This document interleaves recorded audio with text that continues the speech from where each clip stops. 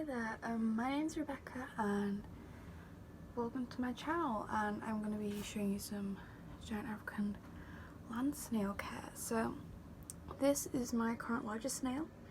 His name is Cheese and he's a wild colour fullica. Fullica is an Arctina fullica, I think is how you say it, their scientific name. They're the most common species of land snail in captivity, and these are usually the type that you'll find in pet shops. I also have a Jadati fullica and his name is Toast, but he's still a baby and he's in one of my enclosures behind me.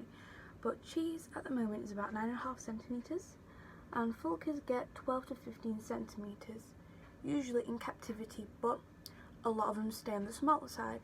This is because of bad genetics, inbreeding, and a lot of people don't know how to hatch babies properly and to cull the runts.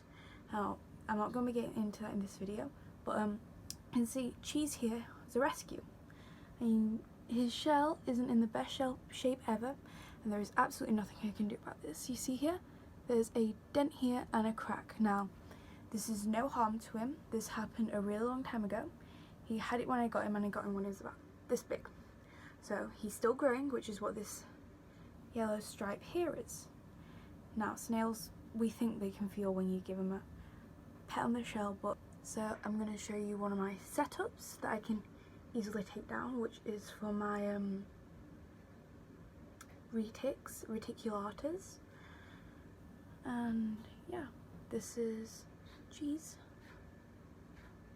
my adult sub-adult fullica. He's getting close to full size now. He's 9.5 centimetres, which is pretty good size for his shell, and it looks, you can see the new shell growth, and it looks a lot better than his old growth. You can see a lot of scratching. The camera will focus on it. You can see some scratches, some white marks, and that's just wear and tear that happens with age, isn't it? But yeah, I'm going to show you the enclosure setup behind me on how I set them up and what I use in my enclosures. Okay, so this is the enclosure for my two retics. This here is Chicken, and then down here we have Lady Rice. Now these are both the same species of snail. They're reticulatas. You can get, gotta be really gentle when handling. She's a bit smaller than Chicken, but she's very pretty. And she's an albino, which is why she has a white foot. She wants to come out now, but she's an albino. I think Chicken might be a two-tone, which is where the front part of his shell is albino compared to the rest of his shell, which is, I won't really be able to tell until he's older though, but here he is. But this is what their enclosure looks like at the moment. My camera will focus, okay. But it's a little messy, but I have a coconut fibre substrate and there's oyster grit mixed into it. If you can see some little white specks in here, that's oyster grit, so they can get some calcium just by going over. Right. I have some planted cress, and I did have some planted basil, but they ate all of it. And I have fresh food. This is romaine lettuce, I'm pretty sure I got. It's not iceberg lettuce because that's not very good for them, because it's just water. I have some carrot, some courgette. There's cuttlefish in here, which they need. That's a necessity for them. Here, coming up. But I have sphagnum moss to help keeping humidity. I have some cork bark. Well, not cork bark, but it's like a root. I can't remember what it is. And some plant pot hides. I have one down here, one up here near the heat mat. But these guys need to be kept at around 26-27 degrees is where I like to keep mine, because that's a nice safe temperature, and that's what I found they enjoy the most. But I like to have planted plants. There needs to be enough soil in here so that they can dig down and fully bury themselves. I have it so they can fully bury themselves, and they have an extra 2 inches at the bottom, and there's variation in their height as well for a bit more enrichment. I have some fake plants as well, you know, just to make it look a bit nicer from the front. Now, you can never really see into them too well, but I use a plastic rub. well, this one's technically a tub, even though it's got locking lids, but these are really the best enclosures to use for your snails. 100% hands down the best and the easiest to use. Now I keep 2 juvenile snails in here. They cannot live in here their entire life, since this is just not big enough for them to live in. I have a spare tub, well, a rub in my wardrobe I keep for when these guys will get older. And a little tip for you here: if your snail, you don't pull on the shell to pick them up, just slide your finger underneath, grab the shell, and you can just slip them off, take them down, and just put them down. I also have calci cups. I get all this stuff from Bugs and Bits, I'll show you in a minute, but just an extra source of calcium if they need it. And there's also some eggshell in here if they want eggshell. Just little pieces of wood which has some lichen moss growing on, which they really enjoy. But yeah, this is one of my setups for 2 the juveniles, but not super tiny. I'll show you my setup as well for how you'd set up for a small snail. Did I mention all my tanks have thermostats hooked up? Well, that's the thermometer, and they're hooked up to, I have microclimate and Inkbed thermostat, and if you want I can do a video comparing the two. I just thought I need to add this in, that I have thermostats that control heat mats. Okay, so this is my baby Fulca toast setup. I have heat tape in here and a thermometer, but that broke yesterday. I've got another one coming in the post. But he's not directly hooked up to a heat mat, but he's in between 2 high heat tanks, so he gets to the temperature he needs. A Fulca needs between 20 25 degrees and is around 23, so that's good temperature for it. Now you won't be able to see him in here because he's currently borrowed, but he also has cress, he has some calci cups, he has sphagnum moss. But this is why you need lots of substrate, because snails are nocturnal and they bury. Yeah. He also has food constantly down and cuttlefish bone. He doesn't have eggshell because he doesn't eat, but he's also got some potato peelings because he likes potato. You can see he's had a bit of a munch. Now, yes, this food looks a bit nasty, but snails are detritivores, which means they eat rotten food and they actually prefer I just take it out when it gets too bad and too mushy, but he prefers his food on the mushy side. Okay, so this is the size of Toast compared to his enclosure. This is Toast himself. He's just sleeping at the moment. That's not hibernating, that's how snails sleep. For a snail his size, he needs an enclosure about this big. So maybe keep him a bit small. I like to give him more space so I can put more food. He has more space to bury. He burrowed down in that corner this time, but I also have half a plant pot in here so he can burrow down into here if he wants. But he has hides, he has food, he has cuttlefish, and his humidity is really important. So I use this tank for something else before him. So I just taped up these holes I made. I got this from Wilkinson's in the UK. This is a proper rub, it locks in place, opens. But yeah, this is Toast. I need to take him out anyway because it's snail mix day today. But he's a Judati Fulca, so he's the same species as Cheese. The only difference is he's a baby. He's about 4 months old, I think. I'm not 100% sure on that. But if you want to know the best place to get snails, I can do a video on that if you'd like. Yeah, I'm going to show you the box of what I use in my setups. But this is the type of thing that you want set up for your first snail. I do recommend getting a heat mat, even if it is a Fulca, because on the low end they need at least 20 degrees and your house is not at 20 degrees. The reason, as I said before, I do not have a heat mat is because he's in between 2 snails that are kept at about 26, 27, 28 degrees, and he stays around 23, which is a comfortable temperature for him. And he seems to enjoy it. If he didn't, I'd get him a heat mat. So I'm going to show you the stuff that I buy and where I buy it from so you can get all this in one place. Okay, so I'm sorry if you can hear dry in the background. There's nothing I can do about that. It's cold out, what can I say? But this is my little box of snail supplies, because that's what I got in the post, and this is the main stuff that you need for your first setup.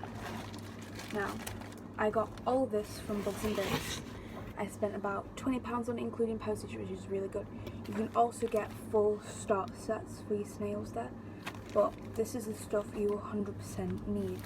Sphagnum moss, forest floor sphagnum moss. This is fully cleaned. It's just basically a type of moss. 3 litres of this stuff.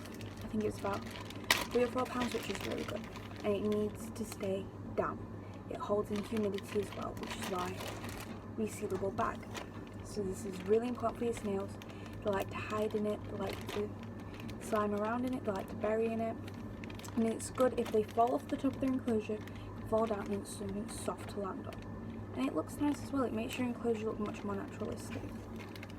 Okay, so next thing you 100% need is cocoa fibre.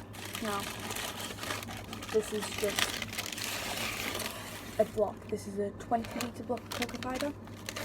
Again, bugs and bits. They've got this nice packaging for it because you don't want it to be wet. You want to keep it dry. And you need to use dechlorinated water to hydrate this. That's so important for your snails. You need dechlorinated water because the chlorine, it's not bad for them if they have it once or twice if you don't have it, but if you constantly give them the chlorine and all the stuff in it, it's not good for them.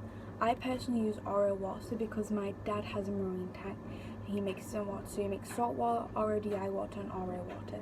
Basically RO water is just dechlorinated water that you use for fish.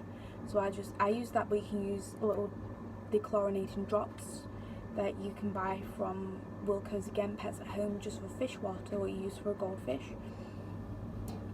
Or you can buy bottled spring water. It's up to you. Now you also need cuttlefish bone. They need that for the calcium. You need snail mix. I have snail mix here, and I get mine from Vix's Snail Mixes. Now this needs to be fed twice a week because snails are omnivores. So I have a little sample pack so I can see which flavour they all like because I have 5 snails, which is a fair amount. This one's chicken flavour, and because they're omnivores, there's plum and dead nettle, shiitake mushroom and spinach, blueberry and dandelion. There's all different flavours because snails like different foods. But they need this twice a week. Snails need protein. A lot of people don't know this. They think you can just chuck a bit of lettuce, chuck a bit of cucumber in there, your snail will be right away. No. They need protein and calcium offered to them. Protein twice a week. You can also use fish flakes. Now I personally don't use fish flakes because all of them have a different percentage of protein amounts. I'd rather, support a small business as well. And my snails just seem to prefer it. And it smells a lot better than fish food. But you need to soak this in hot water, dechlorinated again, and let it cool down to room temperature. You just need to mix it so it swells up and it's like a porridge consistency, and then just eat that up. Now these are some non-essential bits that I like to always have in my tanks. Plant pots for hides. It's recommended, but they need to be plastic. Or I've seen people use them little hamster castles that you can get for a hamster. As long as it's a plastic hide and you've washed it just with water, you can't use soaps or any decontaminating things because it's not good for them, because snails soak up stuff through their foot, which is what the body's called, which is why when you handle a snail you have it on a piece of lettuce or a piece of cabbage, or you need to thoroughly wash your hands with water and make sure your hands are constantly wet. So I just use a mist bottle that I use to mist down the tanks, which I do twice a day or whenever they need misting. But that's another essential bit. Obviously snails need high water and they need a day-night cycle, just like any normal animal. But some non-essential bits that I also use are these calci cups. So they're basically acorn tops just in calcium. A bag like this is about £1.50 and you get about 80 cups in. They just look nice. It's another option for calcium for your snails if they don't want cuttlefish. You can also put in eggshells for them as well. Or what else I like to use is trickle washed oyster grit. Now this is also good for snails. You just mix it in with their substrate, so because they absorb a lot of nutrients from the substrate. So which is why some people recommend using potting topsoil and coconut fibre mix with oyster grit sprinkled throughout, because it's good for them, they absorb. But a lot of my snails, they don't spend much time on the ground, they only come down to eat. and I use coat fibre because it's easier to clean off the sides. It's more sanitary as well, less messing about to do with. But you can buy, I haven't managed to get out, so I ordered this online. It's 200 grams, but you can buy a big bag like this big from Wilko's for about £1, which I usually get, but I couldn't get out of the house because of quarantine and lockdown, so I have a little bag just for top-ups.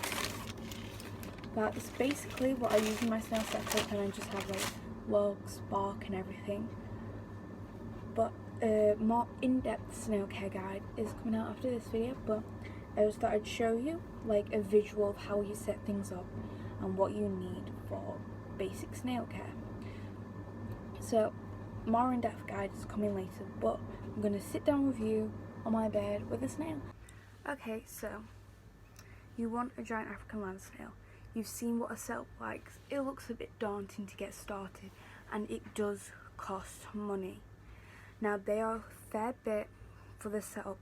I think my first snails ended up costing me around £40–50 for the setups, for a heat mat, for the tub, you know, all substrate, all bits and bobs. But once you have them, they're really easy and low cost to maintain, and they're very rewarding animals.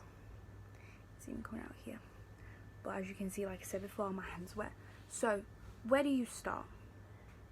The best place that I recommend to get a full starter kit is Bugs and Bits.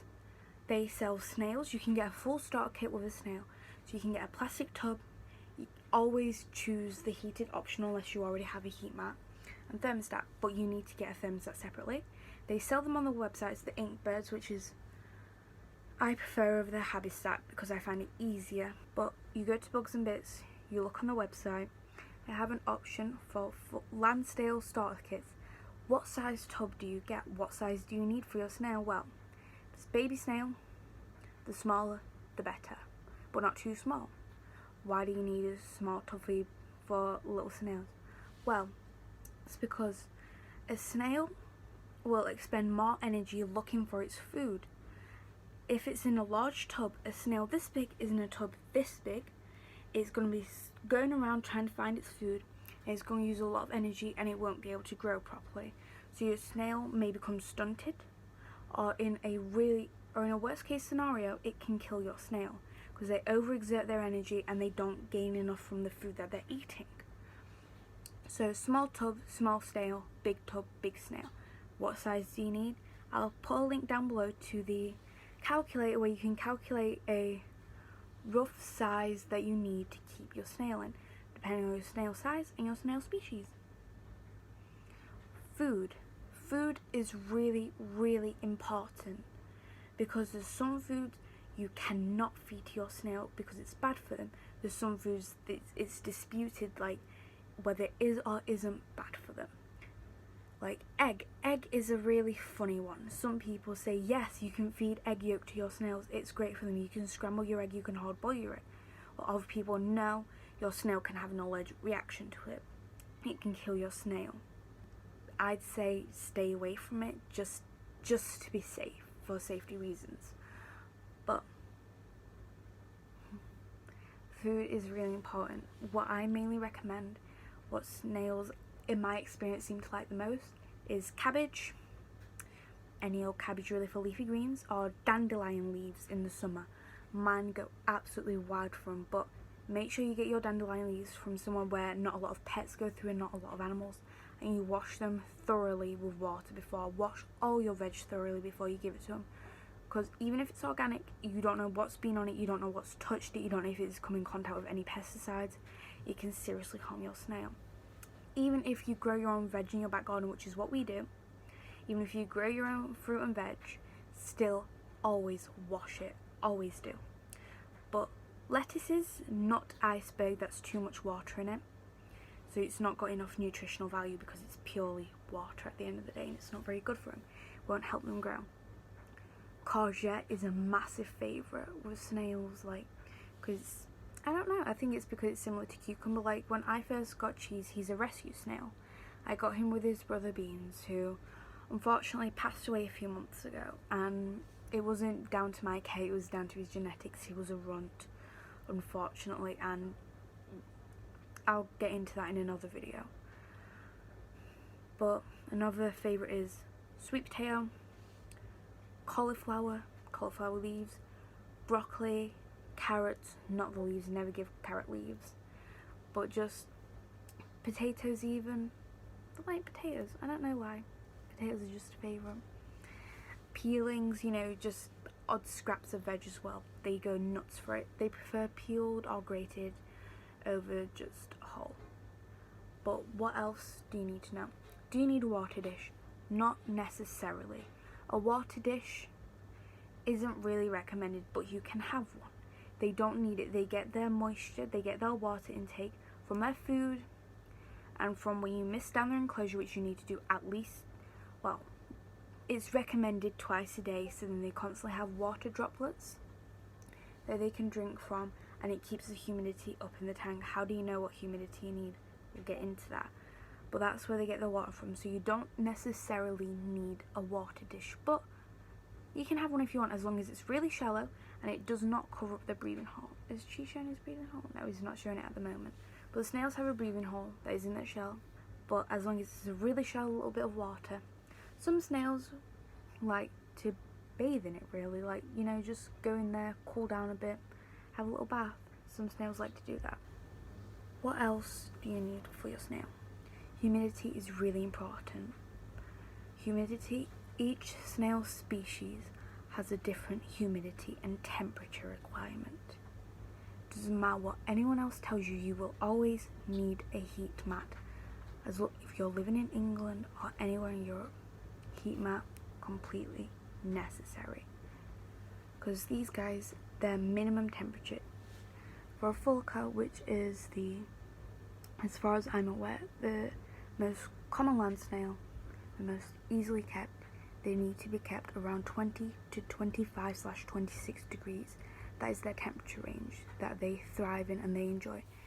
Any lower, it can cause them to be lethargic and not want to come out. Just, it can cause them to go into hibernation, really. If it's low, if it's too high as well, it can cause problems. So you want to stay within that range. But humidity is really important. Each snail species has a different requirement for the humidity. I think fulcas are around 60%. Some snails go all the way up to 80-90%. So you need to research your individual species. And I keep fulcas, retics, and a single imac and immaculata, which are retics, ovums, and fulcas are the most popular species in the hobby, I would say, because fulcas really common. You can get them. They'll be at your pet shop, but I do not recommend getting a snail from your pet shop. That's beside the point. Humidity important. They need that moisture. It's good for them. They need for their slime as well. You don't want to dry out your snail. That's really bad. But I think that's just about the basics of your snail care. It really depends on your own snail, and you need to do your own research. You can't just go from video to video, completely rely on my video for your snails. Go into farms, join Facebook groups. There's some really lovely groups on Facebook, and the people there are so willing to help and talk you through. They have files at the top of the groups, and I suggest reading through some of those. But do your research on the species you want. Different species have different colorations as well. Like, this is just your average normal fulca, but there's about 6 different colour variations, if I remember correctly, if you're including Madagascar's. But yeah, they're such rewarding pets. They're a good starter species if you want to get into more exotic pets as well. They're even good for kids because they're easy to look after. They're really easy to maintain once you've got them set up, and they're such a rewarding pet. Honestly, I cannot recommend snails enough, especially giant Africans, because I mean, look at that face. They're such curious little creatures, and I mean, how can you not love that little face? They're such sweethearts. But yeah, you putting it on for the camera now. See, this is, you know, just exploring, seeing what's around. But I can't recommend them enough. and a more in-depth care guide will be coming out after this video. So I'll do a care guide for each of the species that I own. So yeah, I hope you enjoyed this video. This is actually my first video on this channel, which is, you know, big moment, but I hope you enjoy this. If you have any future video suggestions, just pop them down below. I'll read through them, I'll read through your comments. I hope you enjoy this, and she says bye.